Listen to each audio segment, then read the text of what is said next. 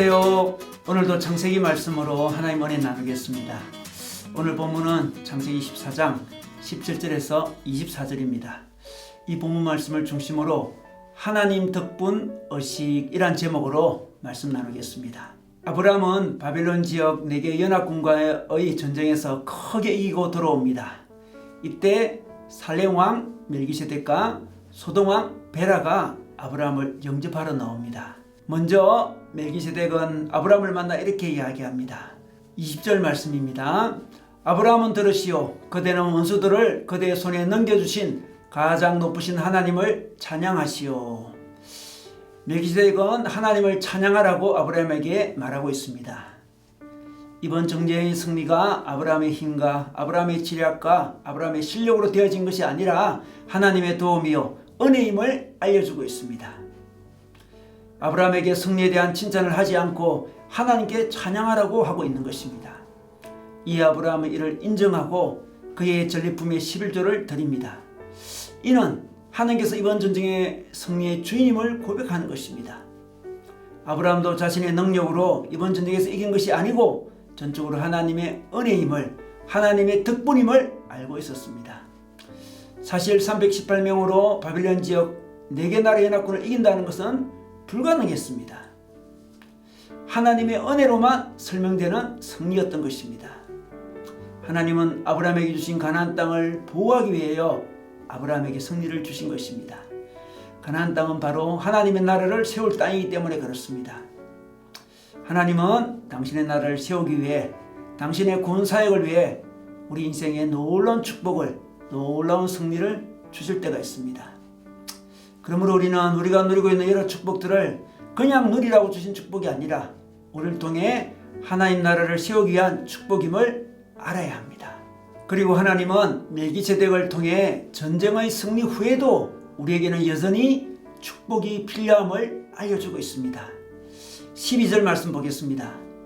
그는 아브라함에게 복을 빌어 주었다. 천재의 주제, 가장 높으신 하나님 아브라함에게 복을 내려 주십시오. 우리 삶은 하나님의 복으로만 계속 살아갈 수 있는 삶임을 알려주고 있는 것입니다. 우리는 하나님의 축복을 받았고 또 계속 받으면서 살아갈 존재라는 것입니다. 이에 아브라함은 이 축복을 받습니다. 그는 이미 축복으로, 하나님의 축복으로 이 전쟁에서 이겼고, 그리고 또 앞으로도 이 축복만 의지하며 살겠다는 것입니다. 이는 소돔 왕의 제안에 대한 아브라함의 반응을 통해서도 우리가 받은 축복을 어떻게 바라봐야 될지를 확인할 수 있습니다. 21절 말씀 보겠습니다. 소돔 왕이 아브라함을 영접하러 나오며 말한다. 사람들은 나에게 돌려주시고 물건은 그대가 다 가지시오. 이렇게 말하고 있습니다. 사실 아브라함은 전쟁에서 승리했으니 사람도 물건도 다 취할 수 있는 권리가 있습니다. 그런데 소돔 왕은 사람은, 백성은 다 돌려달라고 합니다. 백성만 있으면 재물은 언제든지 모으면 된다고 생각했던 것입니다. 소돔 왕은 이 승리가 어떻게 가능했는지 살펴보기보다 돌아온 사람들에게만, 전리품에게만 관심을 보이고 있는 것입니다. 그런데 이 소돔 왕의 요구에 대해 아브라함은 어떻게 반응합니까? 23절 보겠습니다. 그대의 것은 시로라기 하나나 신발끈 하나라도 가지지 않겠습니다. 그러므로 그대는 그대 덕분에 아브라함이 부자가 되었다고는 절대로 말할 수 없을 것입니다. 이렇게 반응하고 있습니다. 아브라함은 소돔 왕 덕분에 아브라함이 부자가 되었다는 말을 듣고 싶지 않았던 것입니다.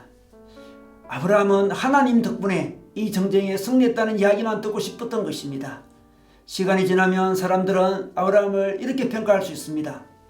전쟁의 기회를 얻어서 소돔 왕의 재물을 받아서 소돔 왕 덕분에 부자가 되었다, 이렇게 평가할 수 있다는 것입니다. 아브라함은 그 오해를 불식시키기 위해 신발끈, 시로라기 하나도 가지지 않겠다는 것입니다. 소돔은 엄란하고 가난한 자를 핍박하기로 유명한 성입니다. 비록 풍요한 성일지 모르나 엄란과 폭력이 가득한 성이었습니다. 사실 곧 하나님의 신방을 받아 망할 성입니다. 그 소돔의 왕으로부터 재물을 받는 것은 그 성의 죄의 일부분 동참하는 것이 될 것입니다. 그리고 무엇보다 소돔 왕 덕분에 라는 말을 듣기 싫었던 것입니다. 하나님 덕분에 라는 말을 듣고 싶었던 것입니다. 우리는 하나님 덕분에 라는 의식을 가지고 살아가는 인생이 되어야 합니다.